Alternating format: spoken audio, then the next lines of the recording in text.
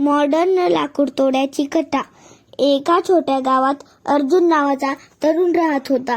तो पूर्वीच्या काळासारखा कुऱ्हाड घेऊन जंगलात लाकूड तोडायला जात नसे. त्याच्याकडे होती एक इलेक्ट्रिक चेनसॉ आणि एक स्मार्टफोन.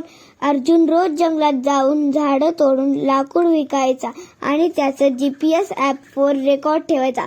आत इतके लाकूड इतके रुपये. एके दिवशी त्याची चेनसॉ नदी किनारी हातातून निसटली आणि पाण्यात पडली. तो खूप निराश झाला.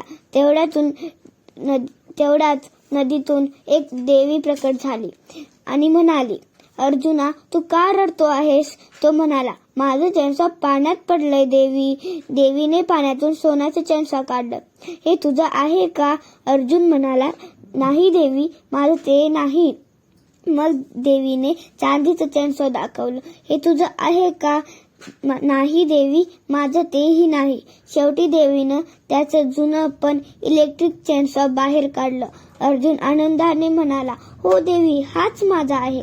देवी खुश झाली आणि म्हणाली, तू प्रामाणिक आहेस म्हणून तुला ही तीनही चेनसॉ मी देते, सोनं, चांदी आणि तुझं स्वतःचं.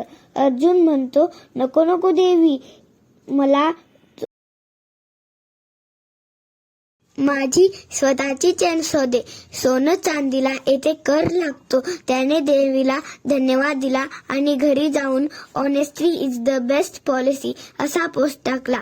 त्याची पोस्ट व्हायरल झाली आणि त्याला सस्टेनेबल वुडवर्किंगची ऑफर आली. नीती. आजच्या काळात प्रामाणिकपणा अजूनही सोनं आहे, फक्त त्याला त्याचं रिवॉर्ड फॉलोअर्स आणि ब्रँड डील्समध्ये मिळतं.